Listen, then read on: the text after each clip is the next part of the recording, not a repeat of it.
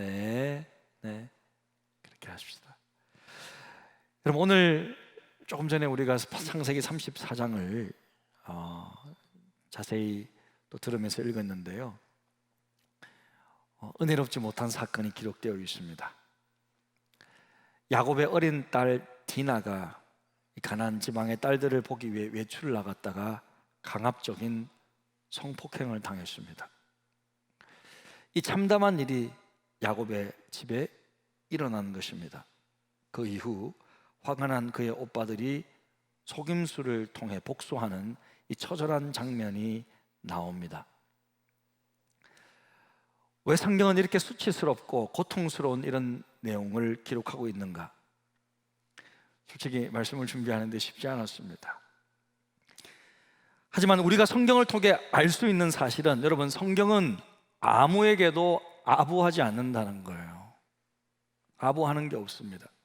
또한 성경은 하나님의 사람들이 무조건 축복만을 받는다고 소개하고 있지도 않습니다. 모든 성경은 하나님의 감동으로 된 증거죠. 성경은 정직합니다. 성경은 있는 사실 그대로를 기록합니다.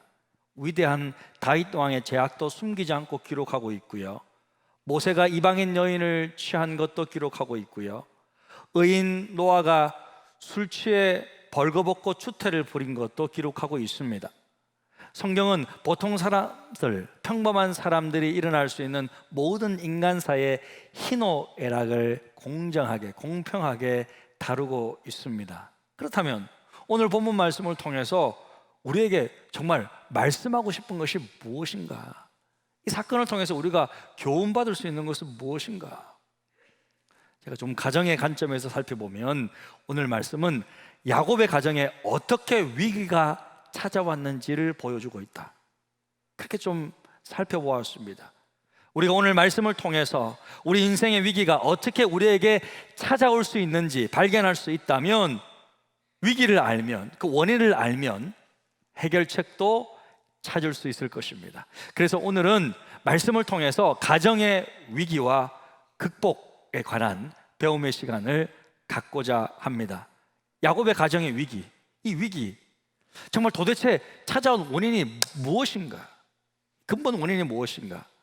의외로 좀 대답은 좀 간단했습니다. 제가 쭉 살펴보니까 그것은 야곱이 실은 베델이 아닌 숫곳에 머물렀기 때문이었습니다.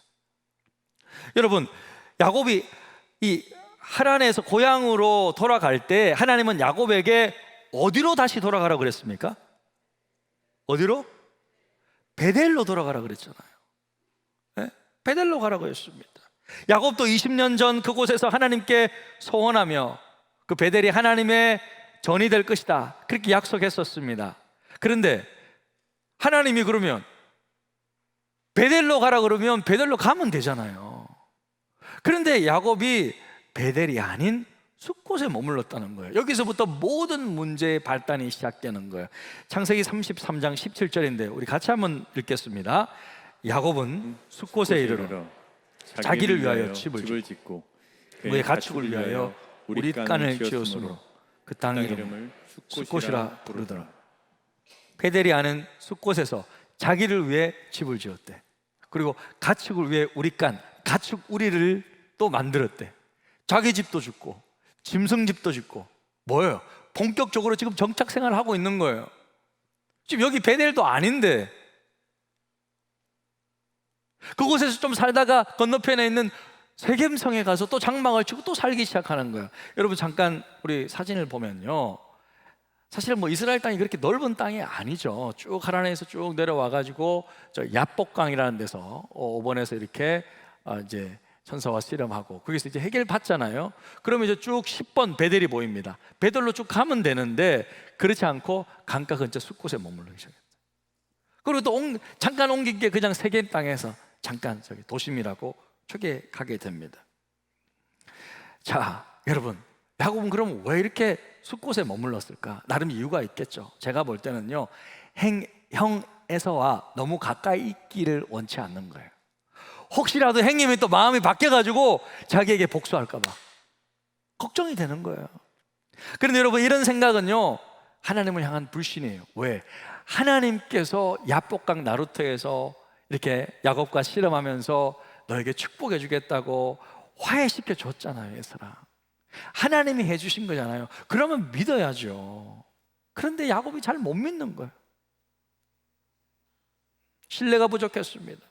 그리고 이 숫곳이라는 땅을 보니까 강가 옆이고 해서 베델보다는 좀 좋은 땅처럼 보이는 거예요. 짐승들 먹이기에 목초지도 괜찮고, 그래서 우리간이라는 그 가축 우리도 만들고, 이게 좀 좋아 보이는 거예요. 자기가 먹고 살기에 좋은 땅인 거예요.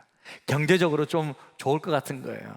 강가도 가깝고 막 목초지도 좋고 짐승들 잘 먹일 수도 있고, 잘 먹고 잘 살기 위해서 한마디로 하나님의 말씀보다는 실리적인 결정을 한 겁니다. 그리고 이 숫곳 아까 옆에 세겜이 있습니다. 그 문명화된 도시입니다. 깡촌 시골보다는 도시에서 생활하는 것이 좋아 보입니다. 그 세련된 도시의 여성들을 보기 위해서 딸 디나도 막내딸도 호기심에서 나갔다가 그렇게 변을 당한 거예요. 한마디로 자기 삶의 편함을 위해서, 자기 삶의 안락을 위해서 야곱은 하나님의 말씀에 순종하기보다는 그곳에서 안주했던 것입니다. 사랑하는 성도들, 여러분은 어떠해요? 여러분은 어떻습니까? 하나님은 베델로 가라 그러는데 자꾸만 여러분 엉뚱한 곳에 혹시 가 계시지는 않습니까? 경제적인 필요 때문에, 여러분의 생활 여건 때문에 믿음 생활을 잘할 수 있는 환경과는 반대로 자꾸 여러분 나가지는 않습니까? 하나님은 베델로 가라 그러는데 영적 고향인 베델에 가라 그러는데 자꾸만 막 멀리 가고 싶고, 자꾸만 이렇게 멀어지고 싶고, 그냥 경제적인 이득을 쫓아서 먹기 살기 편한 곳으로 안주하려고 하지는 않습니까? 사랑하는 성도 여러분, 여러분은 지금 어디에 머물고 있습니까? 베델입니까? 아니면 숫곳입니까? 신앙인들이요, 이 땅의 것에 너무 관심이 많고 이 땅의 생활에 안주하려는 순간 변질되고 타락이 시작되는 거예요. 그래서 우리는 늘 이 땅의 음성이 아니라 하늘의 음성을 들어야 될 줄로 믿습니다. 하늘의 음성을 들어야 돼요. 이 땅의 말만 듣고 살면요, 하나님 인도함 못 받아요. 하나님 일 못 합니다. 그래서요, 하나님이요, 이 안타까운 사건 딱 끝나자마자 34장이잖아요. 딱 35장 1절에 가서 곧바로 하나님이 딱 알려줘요. 같이 읽겠습니다. 시작. 하나님이 야곱에게 이르시되 일어나 베델로 올라가서 거기 거주하며 내가 내 형 에세의 낯을 피하여 도망하던 때 내게 나타났던 하나님께 거기서 제단을 쌓으라 하신지라. 예, 이 말씀 또 하시잖아요. 이 지겹지 않을까? 우리도 지금 설교 시간에 몇 번이나 들었어. 지금 베델로 돌아가라. 지겹지 않아요, 여러분? 여러분, 하나님은요 뜻이 일정하세요. 사랑하는 성도 여러분, 하나님의 마음을, 하나님의 말씀을 왜곡시키지 말고 내가 하나님의 말씀에 맞춰야 될 줄로 믿습니다. 하나님의 뜻은, 그는 뜻이 일정하다. 누가 그를 돌이킬까? 아무도 돌이킬 자가 없어요. 그래서 진리의 말씀이라 그럽니다. 우리가 맞춰야 돼요. 우리가 주님의 뜻에 순종해야 되는 거예요. 그게 신앙생활입니다. 내 뜻대로, 내가 가진 가치관대로 막 교회 막 철학과 막 이렇게 막 왜곡시키려고 그러고 말씀을 막 바꾸려고 그러고 이러면 되죠 라고 하는 것이 우상이라고. 여러분, 저는 절대 타협 안 합니다. 타협 없습니다. 저는 그럴 수 없습니다. 교회는 말씀이 진리입니다. 예. 그러니까 야곱은 지독하게 이렇게 끝까지 고집 부리고 머리 굴리고 있다가 이렇게 큰 일을 당한 후에 결국 베델로 가요. 베델 결국. 사랑하는 성도 여러분, 베델에 머물러 계시기를 바랍니다. 하나님이 인도하신 곳에서 살고 하나님이 인도하신 교회에서 믿음 생활하고 하나님이 인도하신 믿음의 동역자들을 만나 이곳에서 아름다운 신앙의 가정을 만들어 가시기를 주님의 이름으로 축복합니다. 그래요. 그렇게 해야죠. 아무 때나 그냥 내가 원하는 것에 휙휙 가고 옮기고, 그거 아니거든요. 하나님 인도하신 곳에서 그냥 이렇게 내 땅에서, 내 믿음의 땅에서, 가나안 땅에 하나님이 땅을 분배시켜 주시잖아요. 이 우리 교회는요, 하나님이 저와 여러분에게 분배해 주신 믿음의 영토입니다. 할렐루야. 그래서 우리 장로님들, 원로 장로님들 저 멀리 계시지만 1시간씩 2시간씩 다 여러분 오셔서 예배 드리는 거 아니에요. 하나님이 나의 주신 믿음의 터전이라고. 그리고 두 번째로 야곱의 가정에 위기가 찾아온 것은 뭐냐? 그것은요, 이 세상의 악함 때문이에요. 여러분, 디나는요, 여자로서 가장 고통스러운 성적인 폭행을 당했어요. 제가 유대 문헌을 좀 살펴보니까 이 디나의 나이가 한 15살로 추정되더라고요. 우리로 치면 미성년자예요. 그런데 이런 범행을 한 이 하몰의 아들, 추장이죠, 성읍의 그 장인데 하몰의 아들 세겜이 그런 짓을 하고도 그 일이 얼마나 부끄러운 일인지, 얼마나 악한 죄인지 몰라요. 몰라. 오히려 디나를 달라고 요구해. 결혼시켜주세요. 돈 많이 줄 테니까, 뭐 달라는 대로 다 줄 테니까 결혼시켜달라는 거예요. 돈만 주면 다 되는 줄 알고 있는 거예요. 세상 사람들의 사고의 극한이죠. 죄를 죄로 여기지 못하고 잘못을 잘못으로 여기지 않는다는 거예요. 여러분 17절 말씀 한번 볼까요? 이렇게 말씀하고 있습니다. 너희가 만일, 이게 디나의 오빠들이 하는 말이에요. 디나의 오빠들이 그들을 이제 속이려고 하는 말인데, 너희가 만일 우리 말을 듣지 아니하고 할례를 받지 아니하면 우리는 곧 우리 딸을 데리고 가리라. 우리는 곧 우리 딸을 데리고 가리라. 자, 이 말은 디나가 지금 어디 있단 말이에요? 디나가 지금 데려왔어요, 안 데려왔어요? 아직 그곳에 있어. 폭행당하고 감금되어 있어. 디나가 지금 딸을 주지도 않았어. 디나를 지금 보내주지도 않았어. 딱 자기가 품고 결혼시켜달라는 거예요. 강제로 돈 줄 테니까. 억류되어 있다는 거예요. 디나를 보내주지도 않고 자기가 데리고 있으면서 강제 결혼시켜달라. 그렇게 하면 유리할 거라고 생각했나 모양입니다. 이 얼마나 악해요. 디나는 얼마나 큰 고통을 당하고 무섭고 떨고 있겠어요 지금. 여러분, 이처럼 여러분, 세상은 죄를 죄로 여길 줄 몰라요. 세상은 죄로 죄로 여길 줄 몰라요. 부끄러움을 모릅니다. 돈이면 다 되는 줄 압니다. 자기가 원하는 것을 그냥 죄의식 없이 행하고 있습니다. 이것이 바로 세상의 단적인 모습입니다. 돈이면 다 된다. 그래서 세상 속에는 돈이면 다 되잖아요. 무분별한 성관계가 이루어지죠. 어린 생명을 죽이는 낙태에 대해 죄책감 없이 쉽게 행합니다. 그 생명이거든요, 사실은. 부도덕과 거짓이 난무하죠. 술 취함과 방탕함을 당연시 여깁니다. 이 세상은 죄악되고 악해요. 문제는 우리 자녀들이 이 죄로 물든 세상에 그대로 노출되어 있다는 것입니다. 이 제약된 세상 속에서 살고 있어요. 그래서 우리는요, 이 세상이 얼마나 타락하고 지금 악해지고 있는지 그 실상을 제대로 알아야 돼요. 그래야 진단할 수 있고 대처할 수 있습니다. 제가 얼마 전에 뉴스를 보는데요, 정말 우연히 봤어요. 그런데 너무 충격적인 뉴스를 봤어요. 대법원에서 이제 판결이 나왔는데, 그게 뭐냐면 군대 내에서 서로 합의한 후에 동성애 성관계를 한 것에 대해서 처벌할 수 없다는 거예요. 합의했기 때문에. 그렇게 판결이 나왔어요. 저는 너무 끔찍했어요. 사실 우리 남자들 다 군대 갔다 왔지 않습니까? 그럼 내무반에서 다 같이 생활하거든요. 그럼 다 같이 산단 말이에요. 그런데 서로 뭐 옆에서 산다고 뭐 서로 합의했다고 뭐 관계를 해도 처벌할 수 없대요. 이제는 앞으로 우리나라 군대 어떻게 될까 나는 너무 우려스러워요. 저는, 여러분 걱정 안 되세요? 저는요 너무 가슴이 철렁하더라고요. 우리나라에서? 정말 저는 우렸습니다. 사실 여러분, 우리 한국 사람들은요 지금 몇몇 정말 의원들이 발의하고 있는 이 차별금지법이라는 것들이 통과되었을 때 어떤 일이 벌어날지 사실 여러분 잘 모르실 거예요. 그런데요, 저는 그 모든 것들을 미국에서 다 봤어요. 통과되기 전에 미국, 그리고 통과된 다음에 미국, 그 미국을 반반씩 봤어요. 어떻게 바뀌는지.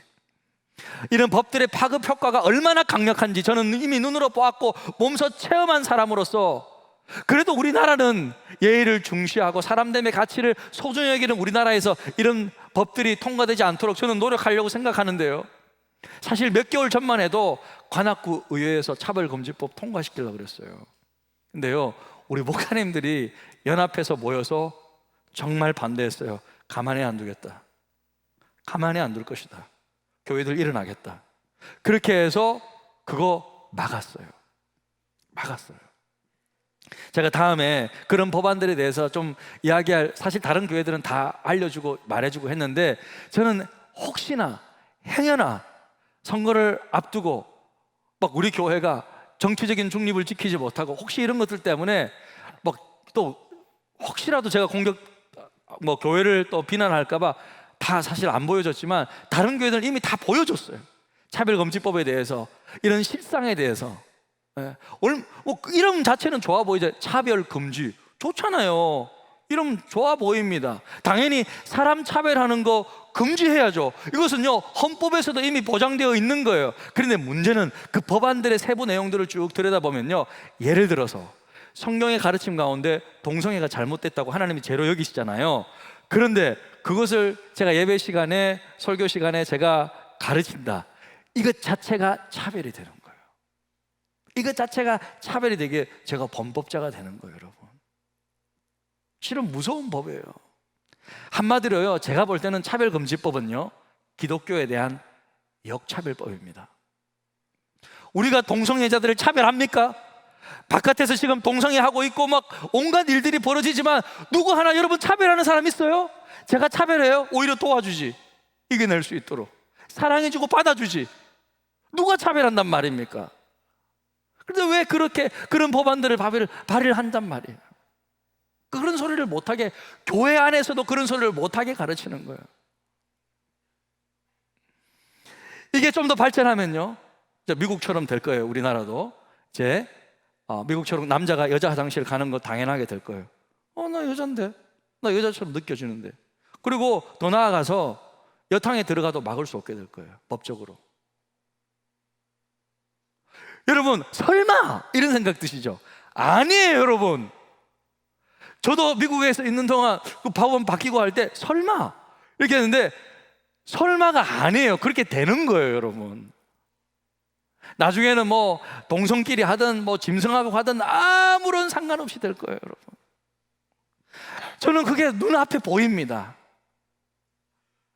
하나님이 저를 왜 한국교회에 보내셨을까? 우리 교회로 보내셨을까? 저는 생각하고 있어요.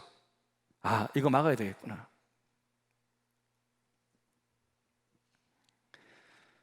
저는 미국에 살면서요, 참 그 법이 통과되기 전후를 통해서 이 사우나 간 이야기를 제가 한번 해드릴게요.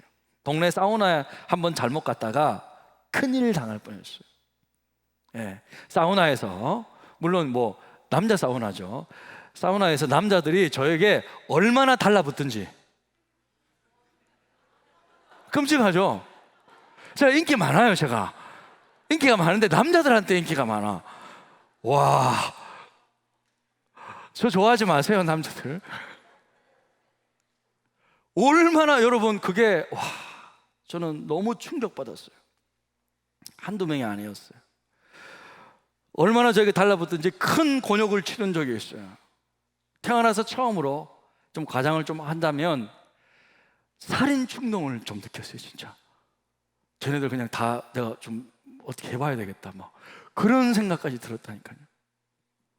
저도 사람인지라. 여러분, 동성애가 보편화되고 동성결혼이 합법화될 때 우리 사회는 급속도로 타락하게 될 것입니다. 여러분이 상상하기 힘든 세상이 펼쳐질 거예요. 이게 여러분 절대 남의 일이 아닙니다. 바로 우리의 일이고요, 우리 자녀들의 일입니다. 사실 디나도 처음에는요, 그냥 그 지역의 여자아이들 그냥 보러 갔다가 함께 놀다가 시간 보냈다가 그런 봉변을 당한 것입니다. 그러니까 우리 자녀들이요, 이런 세상의 제약 속에 그대로 노출되어 있고 방치되어 있는 것이 사실입니다. 그래서 우리 어른들이요, 좀 도와줘야 돼요. 좀 이런 법들은 좀 막아줘야 돼요. 세상이 점점 더 악해지지 않도록 여러분, 우리가 목소리를 내야 합니다. 우리는 빛과 소금이라 그랬잖아요. 소금이 바닷물에 조금만 그렇게 몇 퍼센트만 있어도 짜다잖아요. 우리가 그런 목소리를 내어줘야 된다고요. 악한 법들이 발의되지 않도록, 국회를 통과하지 않도록 힘써야 합니다. 이거는 여야가 중요한 게 아니에요. 나는 뭐 저기다 저기 그런 거 아니잖아요. 이거는 정말로 옳은 일을 해야 되는 거잖아요. 다른 건 안 된다. 절대 이것만은 안 된다. 그냥 방치해두고 있으면 안 됩니다. 그리고 우리 교회는 우리 믿음의 자녀들에게 믿음의 울타리가 되어주기 위해 최대한 좋은 환경과 여건을 만들어줘야 돼요. 저는요, 정말 우리 이제 청소년들도 점점 더 많이 오고 있고, 우리 아이들도 점점 더 많이 생기고 있고, 젊은 부부들도 더 많이 생기고 있고, 이제 결혼도 하기 시작하고, 그래서요, 우리 교회에서 우리 아이들 공부할 수 있도록 스터디 카페도 우리 교회에서 좀 만들어주고, 그죠? 키즈 카페도 좀 만들어주고, 정말로 우리는 획기적으로 바뀌어야 돼요. 제가 볼 때는 정말로 아이들 와야 됩니다. 다음 세대 부흥해야 됩니다. 청년들이 교회 와야 됩니다. 정말 우리가 말로만 할 게 아니라 실제적으로, 파격적으로 정말 그렇게 여건을 마련해야 돼요, 여러분. 지금도 사실은 늦었습니다. 하루빨리 우리 교회는 다음 세대를 살리는데 모든 사활을 걸어야 됩니다. 저는 사실 우리 교회가 정말 지금 교육부가 무너졌어요. 다 교회들마다 지금 주일학교 없는 교회들이 많아요. 그러면 없기 때문에 우리도 작은 거는 뭐 어쩔 수 없다 이렇게 생각해야 되느냐? 아니, 그게 아니라 다른 데는 뭐 어쩔 수 없다 하더라도 저는 우리 교회가 지역사회를 살리는, 지역사회의 어린아이들을 살릴 수 있는 주일학교 센터가 돼야 된다고 믿습니다. 저는 그렇게 할 거예요. 할렐루야. 그러려면요, 우리 장로님들이 도와주시고, 우리 안수 집사님 힘써줘야 되고, 우리 젊은 부부들이 함께 해줘야 돼요. 그래서 우리의 자녀들이, 우리의 손자 손녀들이 교회에 올 때는 정말로 와, 교회 와서 마음껏 뛰어놀고, 여기서 공부하고, 여기서 공부하면 어때요? 커피도 한 잔 마시고 음료수도 마시고, 그러면서 우리 교회가 지역사회에 정말 청소년들, 우리 자녀들 센터 역할을 할 수 있도록 우리가 정말 자녀들 살리는 이 프로젝트를 감당해야 될 줄로 믿습니다. 아멘. 그리고 끝으로 이 야곱의 가정에 위기가 찾아온 원인이 뭐냐면요, 가장의 역할을 충실히 수행하지 못했기 때문에. 야곱이 당시 디나는요 15세쯤 된 사춘기 소녀라고 했잖아요. 이때 부모의 관심 가장 많이 필요합니다. 성경은요, 부모의 무관심 속에 디나가 그 땅의 딸들을 보러 갔다고 기록하고 있습니다. 당시 소녀가 밖에 나가려면요, 보호자가 함께 따라 나가는 거예요. 근데 홀로 간 거예요. 저희가 볼 때는 무관심이에요. 딸들은요, 부모의 사랑, 특히 아버지의 사랑과 관심을 많이 받고 자랄 때 밝고 건강하게 잘 자란다고 합니다. 이것이 가르침이에요. 이거는 세상의 심리학적인 가르침이기도 해요. 자기 정체성이나 이런 아이들은 자존감이 높아져서 이성에 대한 분별력이 생기고 남녀 관계를 건강하게 잘 만들어 간다고 합니다. 하지만 아버지의 사랑을 제대로 받지 못한 딸들, 남자와의 관계에서 어려움을 겪기 쉽대요. 극단적으로 남자에게 집착하거나, 아니면 남자하고 전혀 외면해서 그냥 혼자 산다고 하거나, 이렇게 된다는 거예요. 양극단에 쉽게 빠질 수 있다는 거죠. 야곱은요, 디나가 홀로 그 지방에 외출을 나가도록 방치했습니다. 그리고 어린 딸이 그런 고통을 당하고 있을 때 즉각적으로 아버지면 찾아가서 뭐 맥살을 잡든지 그렇게 하면서 딸을 구출해 나와야 되잖아요. 그런데 5절 보면요, 이렇게 말하고 있습니다. 야곱이 그 딸 디나를 그가 더럽혔다 함을 들었으나 자기 아들들이 들에서 목축함으로 그들이 돌아오기까지 잠잠하였고, 6절, 세겜의 아버지 하몰, 이 나쁜 놈의 아버지 하몰이 야곱에게 말하러 왔어요. 그런데도요, 그 사실을 듣고도 그 하몰이 그런 짓을 하는 하몰, 그 아들의 아버지가 왔음에도 불구하고 잠잠한 거예요. 멱살 한번 못 잡는 거예요. 에? 아버지 만나는 생각이 듭니다. 사실 성적인 이 범죄는 여자에게 가장 치명적이잖아요. 평생 동안 극복하기 어려운 상처란 말이에요. 그럼에도 불구하고 야곱은 가만히 있었습니다. 어떻게 이럴 수 있느냐?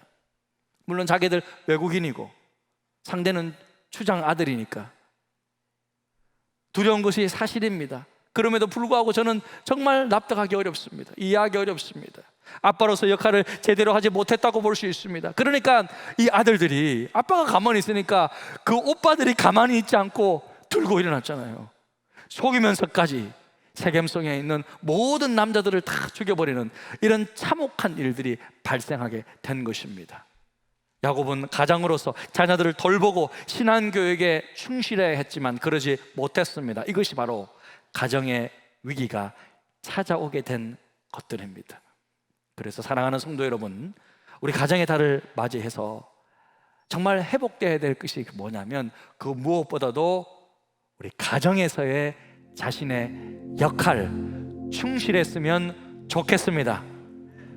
권위가 사라진 이 세상 속에서 믿음의 가정의 아내들은요, 그래도 남편들 가정의 장으로 인정하고 남편의 말에 순종할 수 있어야 합니다. 그리고 남편은요, 자기 아내를 정말 생명 다해 사랑하고 희생하고 돌볼 수 있어야 합니다. 자녀들은 부모를 공경하고요, 부모는 자녀를 존중하면서 노엽게 하지 말고 주의 교양과 훈계로 가르칠 수 있는 그런 가정이 되도록 애써야 합니다. 오늘 우리는 말씀을 통해서 가정의 위기가 어떻게 발생했는지 살펴보았습니다. 먼저 뭐였죠? 야곱이 불순종했기 때문에 베델로 가야 되는데 숫곳에 머물렀습니다. 그는 이제서야 이런 큰일을 치르고서야 즉각적으로 베델로 돌아갑니다. 순종합니다. 그리고 이 땅의 악함 때문이었습니다. 세상이 악해지는 것 어쩔 수 없겠지만 우리 믿음의 사람들 물들지 않고 우리 자녀들 말씀으로 잘 그래도 울타리가 되어서 양육해야 될 줄로 믿습니다. 그리고 우리 모두는 각자 가정의 역할에 충실해야 할 것입니다. 하나님의 말씀에 입각해서 남편과 아내, 부모와 자녀 역할 충실히 수행해야 할 것입니다. 그러면 또 우리에게 가정의 위기가 찾아올 수도 있겠지만 그 다음부터는 하나님의 말씀을 따라 극복할 수 있을 것입니다. 5월 가정회복의 달에 말씀으로 아름다운 믿음의 가정 잘 세워나가시기를 주님의 이름으로 축복합니다. 아멘. 우리 시간 정말 이 찬양할 때 정말 이 찬양이 우리의 기도말이 되어서 우리가 세상을 향한 정말 이 또 세상을 위한 세상을 섬길 수 있는 그런 주님의 손가발이 되었으면 좋겠습니다. 그런 마음으로 우리 함께 찬양하면서 기도의 자리로 나가겠습니다. 주의 말씀 앞에 선 당신은 참된 예배자 그토록 찾으시던 하나님의 기쁨 이 세상을 향한 거룩한 생명빛 되어 이 세상을 위한 구원의 소망 되어 영원한 하나님의 나라 함께 세워가리. 주의 말씀 앞에 선 주의 말씀 앞에 선 당신은 참된 예배자 그토록 찾으시던 하나님의 기쁨 이 세상을 향한 거룩한 생명빛 되어 이 세상을 위한 구원의 소망 되어 영원한 하나님의 나라 함께 세워가리. 주의 부르심 따라 주의 부르심 따라 당신의 삶을 드릴 때 세상은 당신 안에서 주의 영광 보리라. 이 세상을 이길 주님의 군사 되어 이 세상을 섬길 주님의 손가발 되어